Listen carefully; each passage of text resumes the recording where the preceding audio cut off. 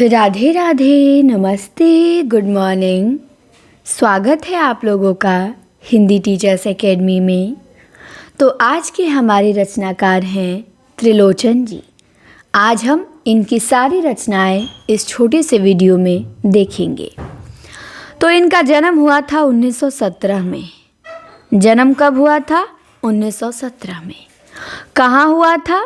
चिरानी पट्टी, सुल्तानपुर, उत्तर प्रदेश। तो ध्यान देंगे, चिरानी पट्टी, सुल्तानपुर, उत्तर प्रदेश।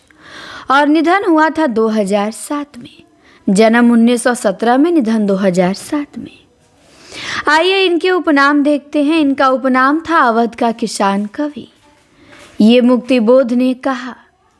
तो त्रिलोचन को अवध का किसान कवि किसने कहा? मुक्तिबोध ने कहा। ध्यान रखेंगे। इनको धरती का कवि कहा जाता है और इनका मूल नाम था वासुदेव सिंह। तो अवध के किसान कवि, धरती के कवि और वासुदेव सिंह, ये गद्य कविता के पहले लेखक माने जाते हैं। तो पूछा जाएगा कि गद्य कविता के पहले लेखक कौन माने जाते हैं? तो त्रिलोचन माने जाते हैं। त्रिलोचन सोनेट के लिए जाने जाते हैं और सोनेट इनका प्रिय छंद है। तो ध्यान देंगे, त्रिलोचन किसके लिए जाने जाते हैं? सोनेट के लिए। और इनका प्रिय छंद क्या है? सोनेट है। ये हिंदी में सोनेट छंद के संस्थापक हैं। तो हिंदी में सोनेट छंद के संस्थापक कौन हैं? त्रिलोचन हैं। इनका प्रमुख काव्य संग्रह देख लीजिए, जो कि बहुत इम्पॉर्टेंट है, जहाँ से प्रश्न बनना तय है।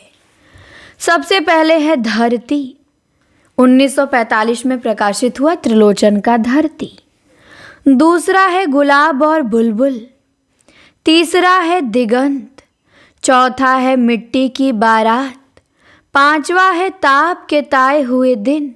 इस पे साहित्य अकादमी पुरस्कार मिला था 1981 में। 80 में प्रकाशित हुआ और 81 में साहित्य अकादमी मिल गया।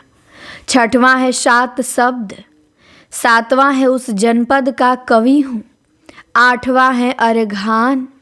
नवां है तुम्हें सौंपता हूँ। 10वां है फूल नाम है एक। 11वां है अनकहनी भी कुछ कहनी है। 12वां है सबका अपना आकाश। 13वां है अमोला। 14वां है जीने की कला और 15वां है चैती। 16वां है अगर चोर मर जाता। 17वां है आदमी की गंध और 18वां है एक लहर फैली अनंत की। 19वां है गीत गंगा। तो 19 कविताएं त्रिलोचन की हैं।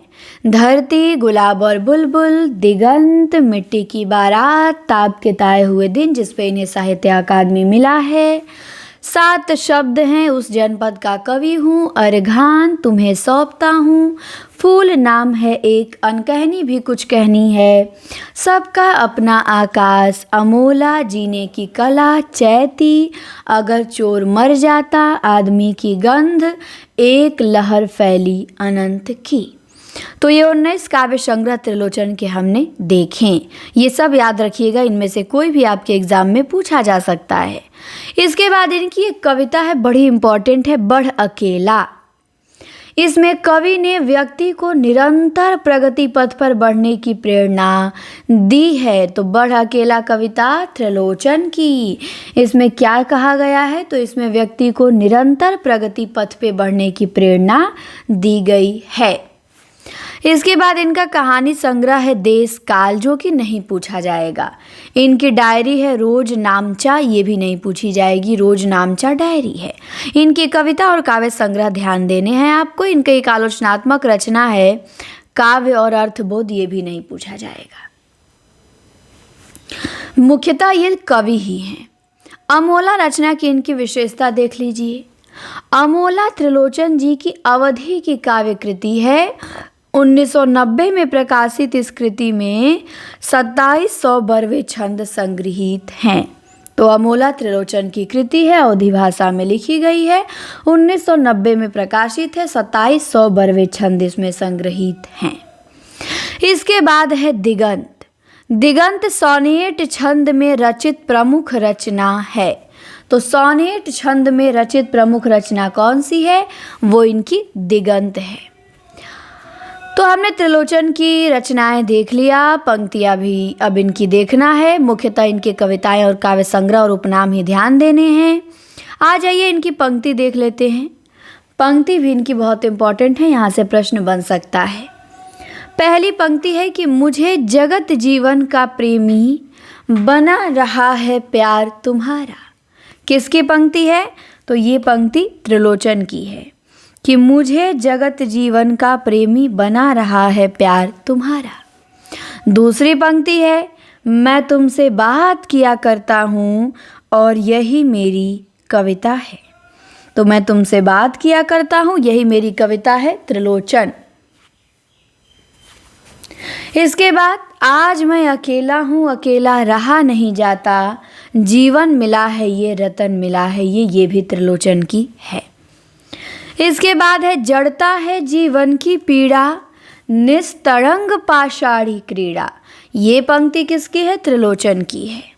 इसके बाद पांचवी पंक्ति देख लीजिए, यूं ही कुछ मुस्काकर तुमने परिचय की वो गांठ लगा दी।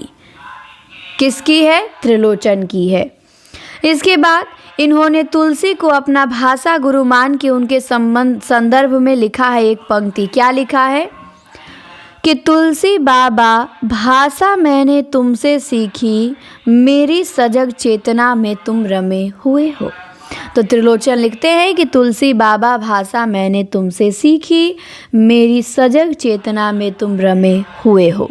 तुलसी को अपना भाषा गुरु मान के पंक्ति लिखते हैं। तो इस प्रकार त्रिलोचन की पंक्तियाँ और काव्य संग्रह समाप्त हुए। त्रिलोचन से प्रश्न बनेगा तो इससे बाहर नहीं जाएगा। निश्चिंत हो कि आप लोग अच्छे से इसे नोट करके तैयार कर लीजिएगा। अब हम मिलते हैं अगली वीडियो में। क्लास अच्छी लगी तो एक लाइक और सब्सक्राइब जरूर करें और कमेंट करके जाइए कि कैसा रहा क्लास। मिलते हैं अब अगली क्लास में अगले रचनाकार के साथ। धन्यवाद।